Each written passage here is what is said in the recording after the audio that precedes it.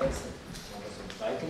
And I think it fits now, but actually that's not a title, that's a fake of a title, it's more like a table of content. Because this is what you get now, the next 15 minutes, and I hope you will not be too bored when I have to race now a bit through a couple of thoughts that will explain what and where is sound art, ontology, notion and concept, commercial intercourse. The answer to this question is here. What and where is sound art when something is going on in the Schallform gallery? I could leave it here, but I think this needs explanation. And so I will use the next 15 minutes to explain what I'm talking here about. The idea came actually from the idea for a sound art gallery came actually from a talk, a conversation with Bernhard Leitner, that most of you might know, a very famous sound artist in Austria.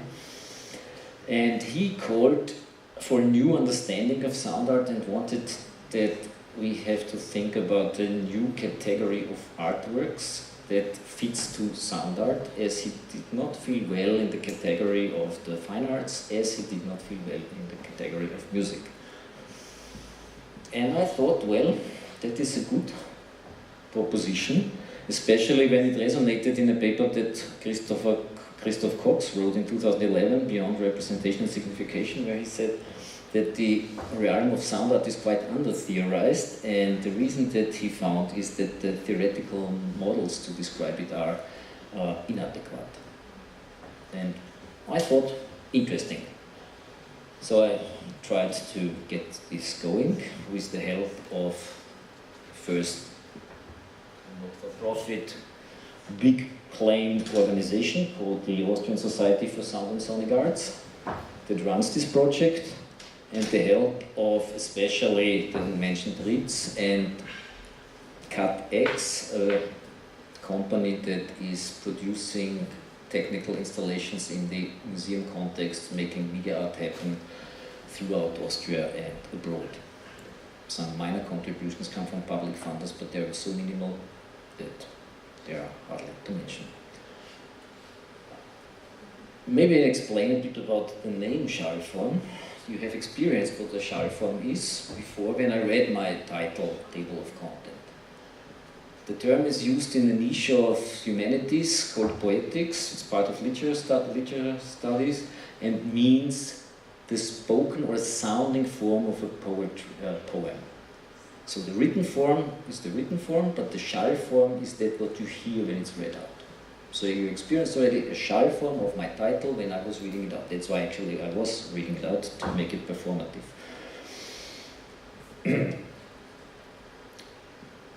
I find this topic of Bernhard Leitner also interesting because actually I figured out when I contemplated it a bit that it has a huge potential in the way that my claim is, and that I will defend, that sound art as it stands today is challenging the metaphysical underpinnings of modernity and is a great marker of an epochal shift from modernity to postmodernity. Postmodernity understood here not like we all have learned in school in the French notion, but I refer here to a semiotician from the United States, John Dewey, who wrote lengthily about. And the claim is that we talk here about idealism versus materialism. And this I will explore now. And I thought I will do this, I hope quickly, by introducing the gallery program, and we started with a triptychon of programmatic installations that touch the topics of concern, the theoretical topics. And what you see here is our first installation. The title you can read, we don't need the Schallform now, by Kalle. And it gave actually a different notion to Schallform, as Kalle is fascinated by the vinyl object and vinyl culture. And as you know how vinyl works, it's the opposite. Yeah? It's not like you have a text that creates, when it's spelled out, a sound. It's like a sound is recorded and by some technological ways imprinted in matter called vinyl or shellac or whatever you have. Can also be ice. Yeah? And then replayed with a technical setup. So Schallform here takes a different notion. But the interesting thing is that this vinyl object changed the notion of sound significantly, as Sabine Sani has already mentioned, mass production, high volumes of unit, pop music, all these kind of things that come with it. But it is also interesting that the notion of sound is challenged with a recording. And this leads to the question of ontologies. I'm sorry, because said I'm a philosopher and ontologies are a complicated word, but actually this is what it's about. So first, what are ontologies? Pretty quick. If you are a computer scientist, you know an ontology is a way how you create a database. It's that you find objects in a domain, you define them, you create the relations between them, and thus you describe a field, an area of concern. Okay? Semantic webs are built. You can say this is actually exactly what the humanities are doing when they talk about art history or music history and so on. They create an ontology like the computer scientists actually to feed it into the system. The other approach would be the more traditional philosophical one that says an ontology is reasoning about what is and how is it.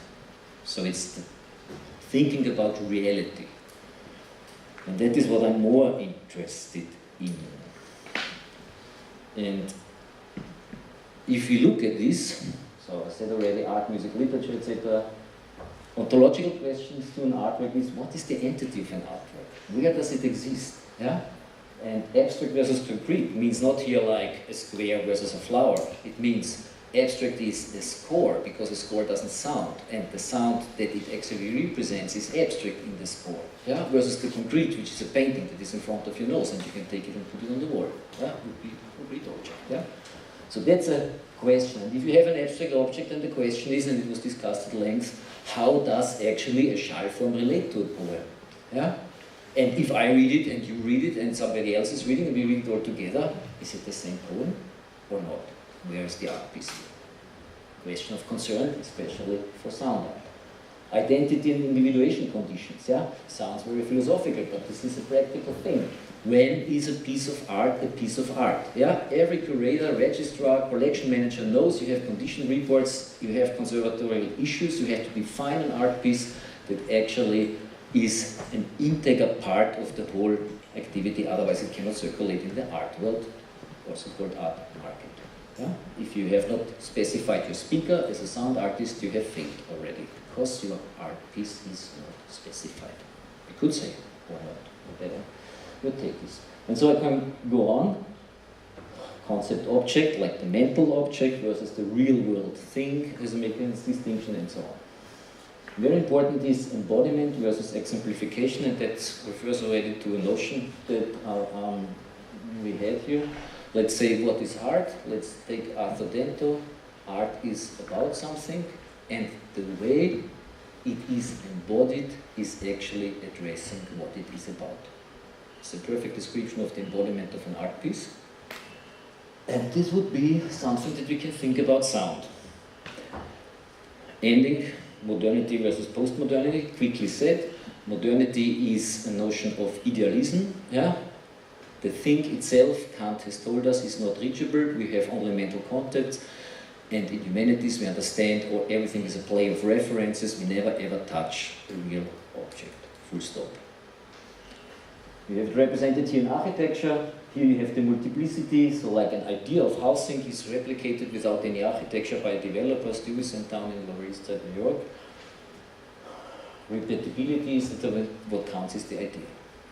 Here, in the postmodern architecture of Frank Gehry, it's the unique material object that is the aim, that materializes, not the serial reproduction and so on. Yeah? So we go here into a way of materializing and individualization. Just a claim. Now we come to sound. That has challenges when it comes to ontologies. You all know this is a child's graphic about sound. What is a sound? We talk about sound, but it's not that easy to say what it is and where it is. So, on the left side you see words that describe different notions, but you see already a tone, loud, klang, these are all harmonics, have pitches and so on, and musical denotated versus Geräusch, Leer, Getöse, there are already notions in, yeah, so that's why we use Schall. Yeah, Schall is the physical denotator for that. What's happening here? That's the movement of the molecules in the air. Now coming back and say, where is the sound? We can say the sound is at the source of the object, it's a property of the object, it's one ontological take. We can say it's in the channel of the media, somewhere in the air. We can say it's a product of the perceiver. These are actually notions that are taken in the discussion. And the fourth notion says it's an event. In any case, it relates somehow to the real world. Yeah? The real world that you experience when you say take the constructivist or whatever approach and so on. So that when we say Schall form, that means that what forms Schall is sound art. Yeah? So we have the matter, but the matter is not a matter. It's a kind of energy that is transmitted through a medium. Yeah? This is not formed. Question mark. This is a rich question for artists. And actually, that is what is interesting us, much more than the debate of music and sound art. Why does it interest us? And this I cannot say, and I come here to music, not like we have related before, but I come here to the old ancient notion about music. And musique, as you know, was not music, but it was a combination of dance, instrumental music, poetic words. The Greeks had no word for music besides this, and it was a technique. Yeah? It was a skilled, teach, taught, doing, and undertaking. And now there are two ways, and you know, we all know Plato banned the music, but not all of it, and this is depicted here in some of the heroes of the Greek mythology. And the most interesting for me is here this red, Marsyas. Yeah? Why is Marsyas interesting? Yeah? So, the guitar was invented by Hermes. Yeah? Hermes gave it to Apollo. Apollo is the god of the clean beauty, also the god of music, by the way. Yeah. Athene, by coincidence, invented the aulos. Yeah? This is the flute. Yeah? But the myth has it that she played the flute and she saw herself, she's the goddess of the wisdom, yeah? She played the flute and she saw it herself mirrored in the water, and she had this ugly face of a flute player, and she found it so ugly that she threw the aulos away. Yeah? And Marsyas came along and took it and learned it and found he's so good that he will challenge Apollo on the guitar because he's the better musician. Yeah?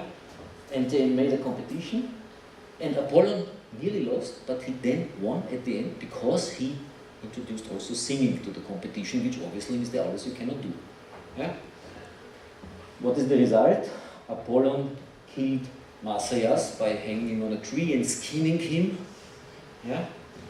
And this myth feeds in somehow in the Dionysus, and you know all this Nietzsche kind of chaotic, emotional versus the rational, Apollinic, and so on, that is in music.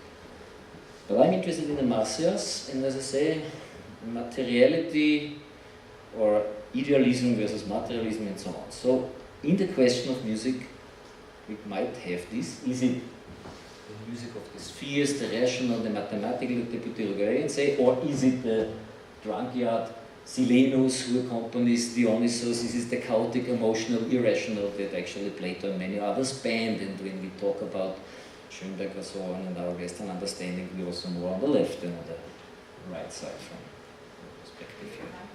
Yeah, I'm finishing soon. Taking a definition, I gave a definition of art, we take a definition of music, and we say music is nothing to do with sound, it is using sound, but what are the key features of music is it's a technological, social interaction. This we have forgotten in the Western culture because, and that I was thankful to the exhibition that we have next, currently running, and you have seen the video by Volk McLean already, is exactly showing you that our understanding of music is the opposite of interaction. It's being put in Rezeptionshaltungen, yeah? And I like the reflection of the artist, and he refers as a concert to it, and I as a creator say, no, it's a piece of sound art, actually, yeah? That completely tells us what is at stake when we talk about music and sound art, yeah? So perfect, I don't have to go into that, because you have seen it before. art and music spaces, where it happens. We heard about performance. Brian O'Doherty wrote this nice book about Inside the White Cube, and he reminded us that the white cube is taking the world out of the artistic experience. The world has to be out, only the art piece has to be highlighted. Yeah, it's like a sacred space, and he mentioned also that this adds a lot of value if you have to trade the art piece, because this makes it an eternal value if it's outside of time and space in the world, inside the white cube.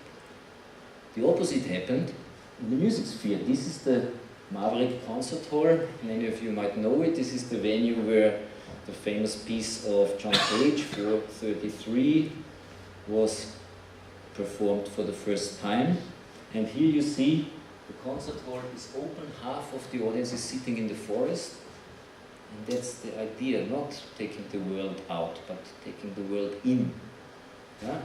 And we can talk also about the concert hall, and that refers to art music, which has the same undergo.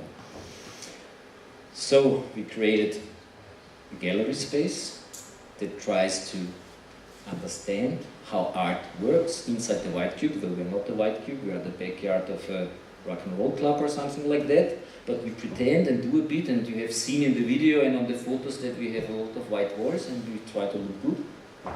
But actually this is not what this is about. Yeah? The question is, how do you get sound art defined? How do you get practices of sound art framed in an art world context? And that has a huge commercial notion that is also addressed, and this is an upcoming exhibition by a sculptor, Claudia Merzendorfer. That's actually built after a prototype drawn by Arnold Schönberg, who in 1909 tried to invent a musical typewriter. Yeah? Because distributing music, abstract, I told, those on scores, was expensive. You needed a publisher. For new music it was not available. So doing this on a typewriter was a cool idea. Never worked out actually at the end. But what Merzendorfer is doing here, and I regard this as a piece of sound art because it reflects how sound is brought to the world, in this case musical sound. She created an object, fills it with black water, ink, and let it melt on a stack of score paper, and produces self-generated music, very much in the tradition of John Cage, one can say. By this we talk about creativity, we talk about copyright. I just skip this now, but what is the copyright regime of sound art? Can anyone tell me? My take would be, let's look at it as grant rights, like an opera. It's staged sound, it needs a scenery. And that's great, because then not the gallery, but the publisher would be the business model. Yeah? That's why I say we took it for the notion of art, sound art, but it could be different. So, I recap, our aesthetic position is based on ontology of sound art. We regard the material appearance of sound as relevant, but we understand also that its relation to the conceptual content is also relevant. It's not ontological, I present you a sound, you listen it, and essentialist, wow, you experience now the sound, which we hear often. It's not what we are interested in, because it's not the new notion of sound art. We are interested exactly in this interchange between the mental and the material sphere, which characterizes, according to some theorists, exactly the postmodernist shift from the pure idealism of modernity into a more real world. So, our next events, if you want to participate, send us our art pieces. Here you have the address, and I thank you for your attention.